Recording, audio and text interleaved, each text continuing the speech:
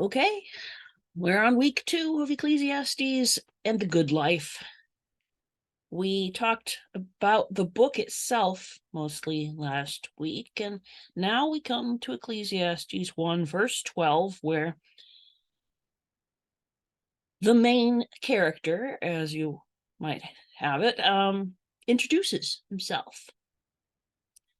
And of course, the first words, depending on what translation you have, it may be I, the preacher, I, the teacher. It varies because we don't really have a good word for I.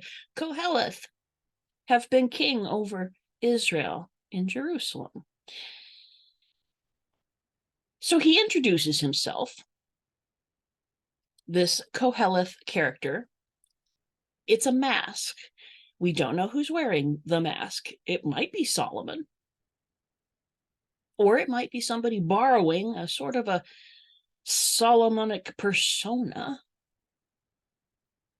because I'll leave it to you to go back to First Kings and review, but Solomon was considered, right, the wisest. He asked God for wisdom. God gave it to him in abundance. So the people even came and asked him questions. Just a quick description is wisdom and understanding beyond measure, and breadth of mind like the sand on the seashore.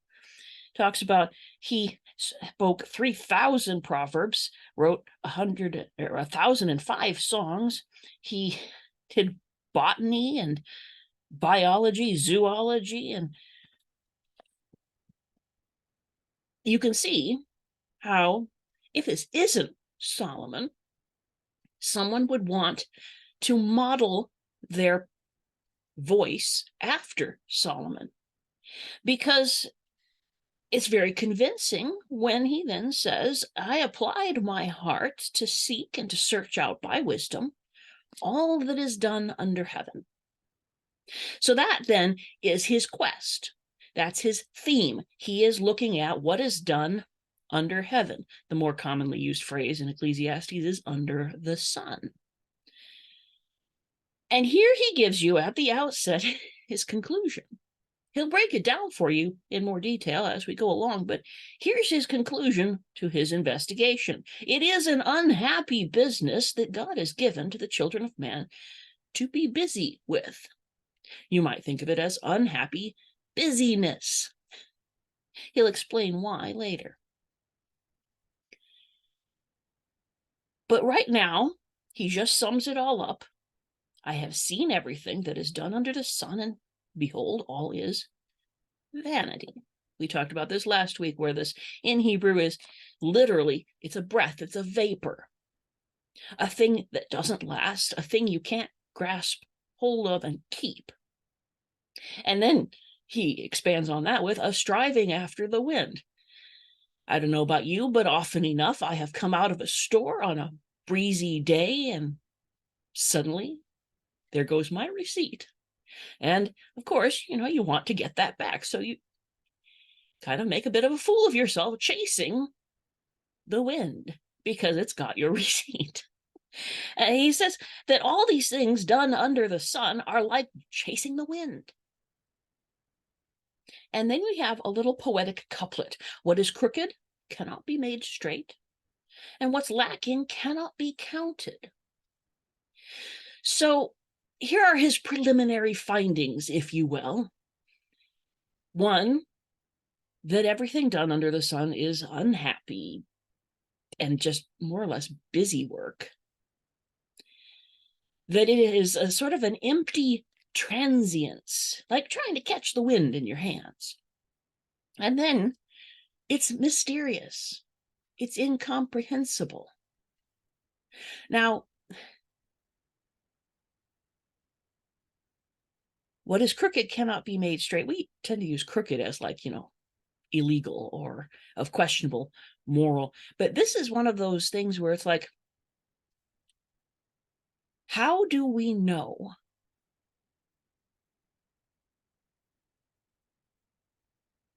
And he says a lot of times we can't know, because life is often more oblique than it should be, or we think it should be. And this is another of his themes that he will develop as we go along. That you look at the Proverbs, right? Book of Proverbs, we love the book of Proverbs because it's very solidly saying, if you do A, then you will get B. Ecclesiastes says, sometimes you do A and you get D, and you have no idea how you got from that point to this one. And what's lacking cannot be counted. There is so much missing. So many questions. So this is his summary of what life under the sun is like. And lest we say, right, all right, so, well, basically, then it's not worth anything. That's not his conclusion. We'll find this later on. But he wants us looking to the end of things. Where does this get us? What does it profit us in the end? There's also the journey. He addresses that. But you have to read Ecclesiastes always looking at the end of things. More on that later. So the first vanity he comes across, which is normal for a Solomon type, is the vanity of wisdom. If we look at verses 16 through 18 of chapter 1, he says, I said in my heart, I have acquired great wisdom, surpassing all who were over Jerusalem before me. And my heart has had great experience of wisdom and knowledge. And I applied my heart to know wisdom and to know madness and folly. And I perceive that this is also but a striving after wind. Now, I just want it set up front, right? Knowledge is not the same as wisdom.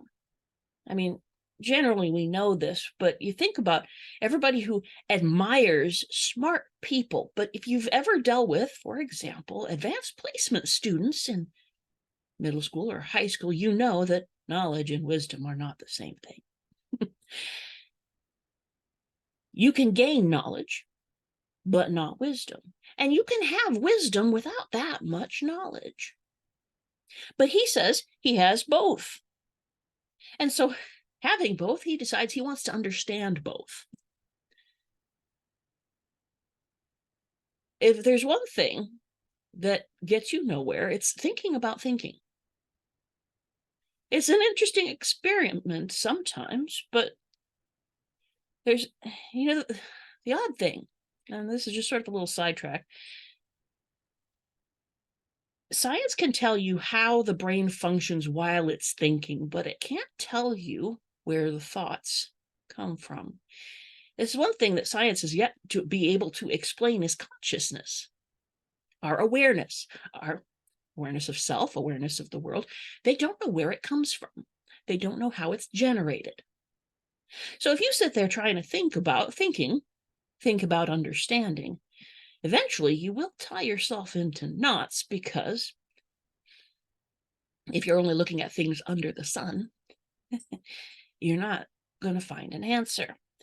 And what he discovers, and we're going to skip a bit because this is divided, this section on the vanity of wisdom, by a section on the vanity of pleasure and ambition and acquisition. But here he starts out with, here's the main disadvantage to wisdom and understanding and knowledge.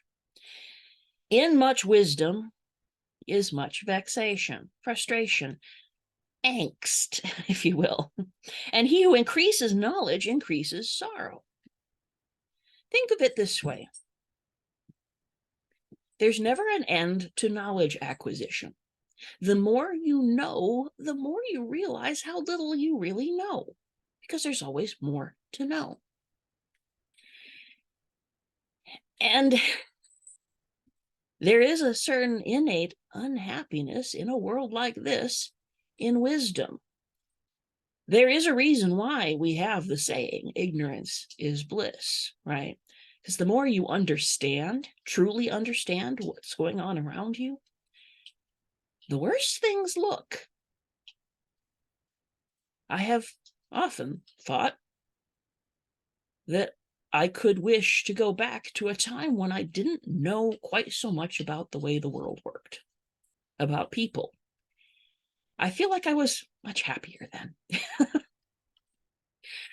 But we're going to skip down now to verse 12 of chapter 2 and examine wisdom and folly. You remember he said he had more wisdom than any who had been king in Jerusalem before him, right? So you come to verse 12 and you say, I turn to consider wisdom and madness and folly, for what can the man do who comes after the king? All right, so what's left for the one who follows in the footsteps of one who has done and seen and known everything? Well, imitation, basically. We're back to that. There's nothing new under the sun for this poor fellow. And then he said, right, it's not that there's no value in wisdom, right? Wisdom is not bad. It's better, right? He says, to have wisdom than folly, just as it's better to walk during the light hours instead of in the darkness. Because the wise person has eyes in his head. He can see where he's going. He knows how to avoid certain obstacles. But the fool walks in darkness. Remember, Old Testament, the word fool, the word folly, those are all to do with moral sense, not intelligence. So he says, yes, it is a great advantage to have wisdom instead of folly.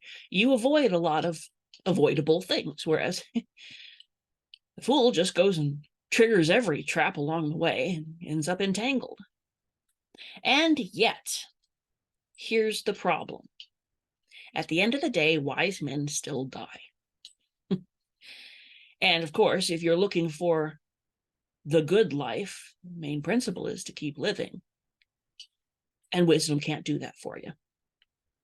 Wise men and fools both die, he says. So why, he asks, have I been so very wise? And I said in my heart that this also is hebel. It's vanity. It's nothingness. For of the wise as of the fool, there is no enduring remembrance, seeing that in the days to come all will have been long forgotten. How the wise dies just like the fool. And he has this really dark moment here. I hated life. What was done under the sun is grievous to me. You think about if you've devoted your entire life, all your energies toward one end, and then you find out that that end is not going to get you where you want to go, that it's more or less pointless, it profits you nothing, you're going to hate life because you're like, what? Why did I go to all this trouble? Why did I bother? But this isn't the only thing he tried. He tried, and now we're into the second vanity, pleasure, which doesn't just encompass, right, the passions, as you will, like appetite of food, sex, and all these other things. It includes, well, ambition, acquisitiveness, wealth. He begins, if we go back to chapter 2, verse 1, with the pleasure of the party. Come now, I will test you with pleasure. Enjoy yourself. But behold, this also was vanity. I said of laughter, madness, and of pleasure, useless. I searched with my heart how to cheer my body with wine, my heart still guiding me with wisdom, and how to lay hold on folly till I might see what was good for the children of man to do under heaven during the few days of their life. So now he's looking at the journey, right? He's like, none of this is going to keep me from dying. So what makes a good journey from here until there? He tried wine. Nah. Now he tries good, great works. You think about all of the monuments. I do enjoy going through different historical periods because you get to see what these so-called great achievers in history like to do to commemorate themselves, right? They do building projects. Some of them will rebuild entire cities according to how they think it ought to go. They'll build great monuments. And this is what Qoheleth says. I made great works. I built houses and planted vineyards for myself. I made myself gardens and parks and planted in them all kinds of fruit trees. So you think that this man has it all. He's got multiple homes, and we're not just talking like, Rambler ranch house. We're talking palaces. and he's got green spaces. You think about where they are. Middle East. Green spaces are not only valuable, they're expensive to maintain. And he's got forests and pools of water. He does waterworks because he needs to water all these forests of growing trees. He accumulates for himself a wealthy household, buying up male and female slaves, right? So he's got a workforce, he has human resources, and of course, slaves born in his house, meaning, right, it's a self-perpetuating workforce. He has herds, flocks, more, he says, than any who had been before me in Jerusalem. You think about wealth in terms of livestock in the Old Testament, and the notable ones, right? Job, Abraham, Jacob, Solomon. Thousands upon thousands of heads of livestock. And he went after treasure, silver, gold, the treasure of kings and provinces. Entertainment, singers, male and female, and concubines, right? The delight of the children of man. And so he says, I became great and surpassed all who were before me in Jerusalem. And also my wisdom remained with me. And whatever my heart desired, I did not keep from it. So basically, he pursued whatever pleased him, whatever he thought worthwhile. And he does say, right, I found pleasure in all my toil, but this was my reward for all my toil. There's nothing further. I considered all that my hands had done and the toil I had expended in doing it, and behold, all was vanity and a striving after wind, and there was nothing to be gained under the sun. Later on, he's going to break this down because he says, right, you try and you try and you try, and somebody else inherits it who didn't work for it. And you're left with nothing. You die. So, right, the pleasure along the way, right, was the only reward he had out of it. And you think about this. There is a deeply competitive nature to what is known as hedonism, the pursuit of pleasure, because it has that limited set of rewards. And he says to himself, right, that might have been a reward along the way, but what do I end up with? Vanity and a striving after the wind. He'll continue on with other. In fact, he talks about toil. That's next week when we go into chapter 3. But we really need to look at the scriptural context of what he is saying. First, what he has to say about wisdom. The Bible says a lot about wisdom. But the part that came to my mind as I was reading through this was 1 Corinthians, Where Paul writes to the church in Corinth, the word of the cross is folly to those who are perishing, but to us who are being saved, it's the power of God.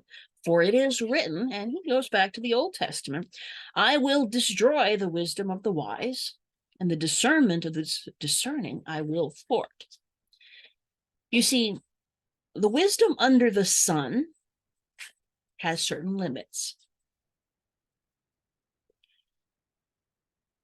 And the limits come to when you start dealing with things that are not necessarily entirely under the sun. And the cross was one of those things, right? There are many who consider this to be the epitome of folly. And Paul said, well, in his day, this is Jews demand signs. Remember that from our study in Mark. They were always demanding signs, it seems like. And the Greeks seek wisdom, but we preach Christ crucified, a stumbling block to Jews and folly to Gentiles. But to those who are called, both Jew and Greek, Christ the power of God and the wisdom of God. For the foolishness of God, and I'm putting this in quotation marks, is wiser than men. And the quote-unquote weakness of God is stronger than men. You see, wisdom is a good thing, right? Like Qoheleth says, it's better to walk with your eyes open than to walk with your eyes closed. But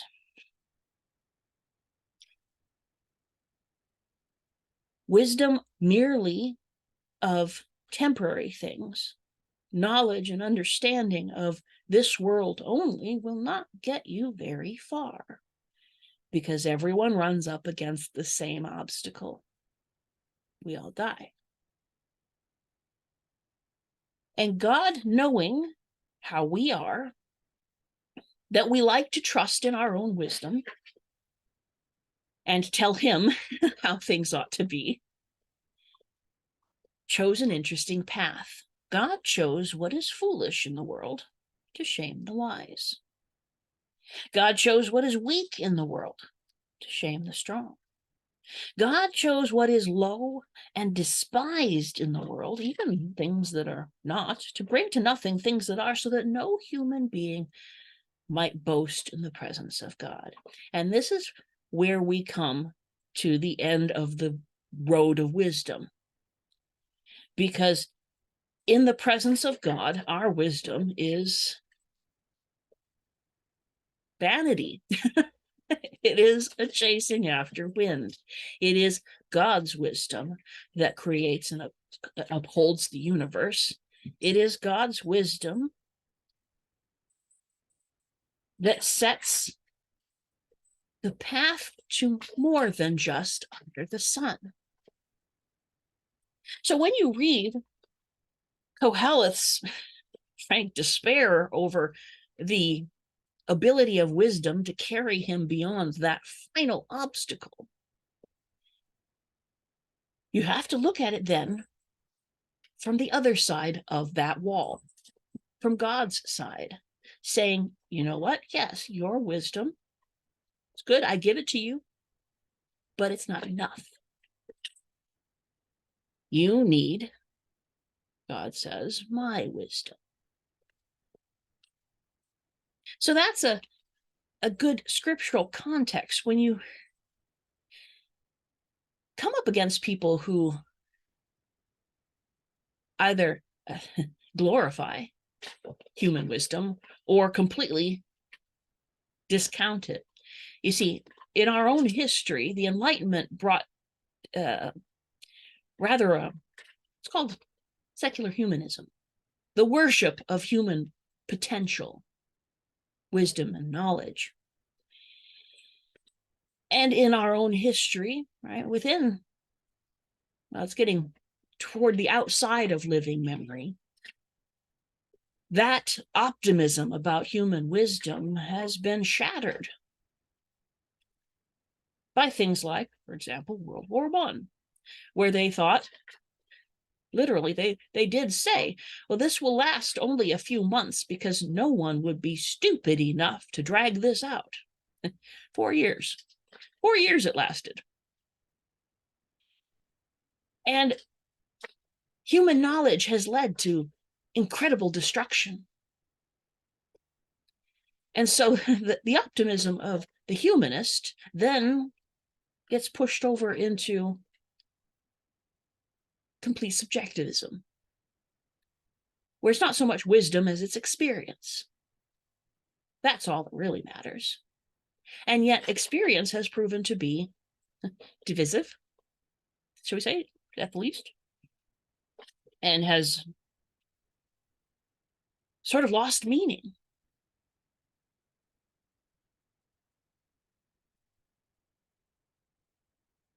But we have this to stand upon: the wisdom of God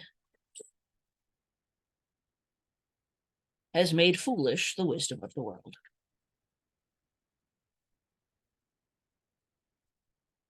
And the whole point is to level the playing field, as it were, with regard to wisdom and knowledge, so that no one might puff themselves up in the presence of God, because his wisdom is all that matters.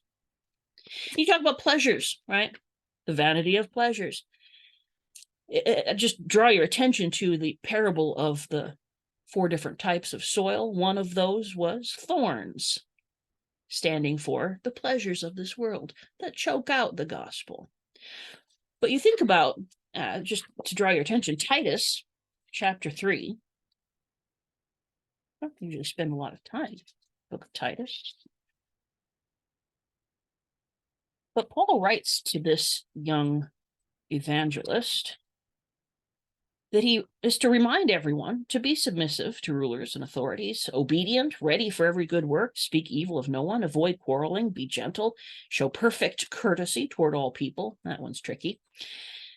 Because, he says, we ourselves were once foolish, disobedient, led astray, slaves to various passions and pleasures, passing our days in malice and envy, hated by others and hating one another. Boy, that sounds a lot like modern social media, doesn't it? But, he says, when the goodness and loving kindness of God our Savior appeared, he saved us from all of this, not because of works done by us in righteousness, but according to his own mercy. And this sets us on a different path, not seeking our pleasure, but pleasing God, which takes us from purely the realm under the sun, which always ends, no matter how you choose to live it, in the same way, to the eternal realms. James also has something to say on this, as he is scolding, we'll just say it outright, he's scolding his readers about what causes quarrels and fights among them. And it is this: your passions. Now, under this, we have the Greek word hedone, which is the root of the word hedonism. Your pursuit of your own pleasures are at war within you and amongst you. You desire and you don't have, so you murder. You covet and cannot obtain, so you fight and you quarrel. You do not have because you do not ask, and you ask and you don't receive because, again, you ask wrongly to spend on your pursuit of pleasure. And James calls it out right there. The pursuit of pleasure is completely incompatible with a life of obedience to God. Do you not know that friendship with the world of the flesh is enmity with God? You make God your enemy when you live like this.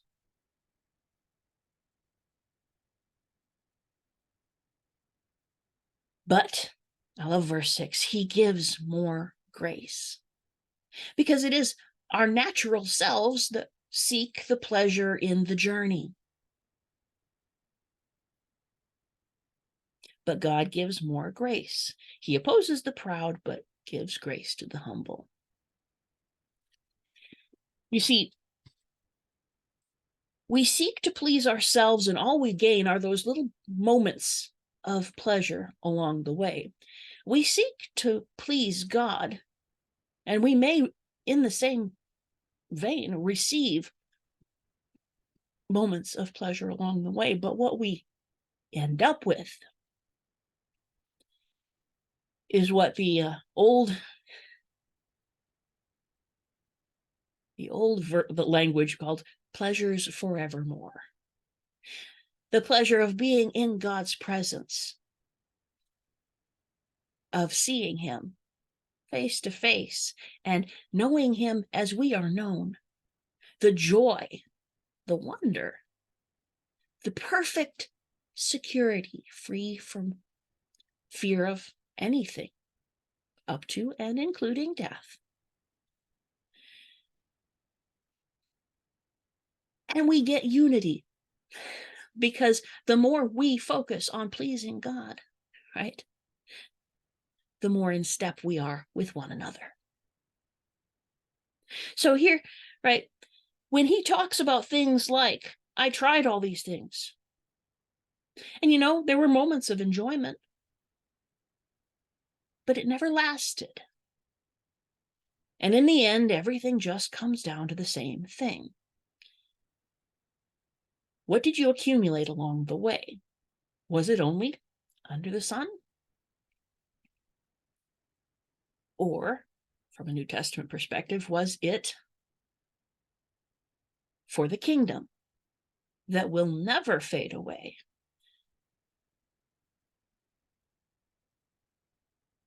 This is our introduction to this quest that Qoheleth goes on, to look at everything done under the sun and find out what is worthwhile. And we already know what his conclusion is. Nothing purely done under the sun really profits in the end, which should then lift our eyes to a goal beyond. If nothing here lasts, what will? That's the wisdom. That's the pursuit that really matters.